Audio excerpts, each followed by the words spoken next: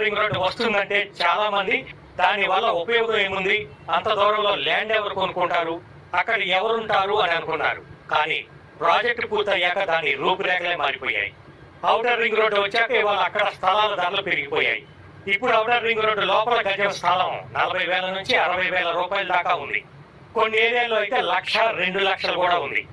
Regional ring road కూడా outer ring road లాగానే లాభాలు తీసుకొస్తుందని నిపుణులు చెప్తున్నారు.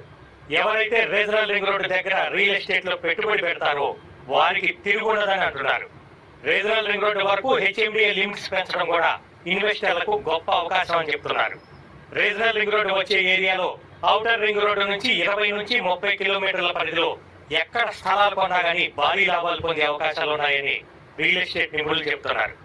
రీజనల్ రింగ్ రోడ్డు చుట్టుపక్కల ఏరియాలో గజం స్థలం 8,000 నుంచి 30,000, 50,000 వరకు కూడా ఉంది.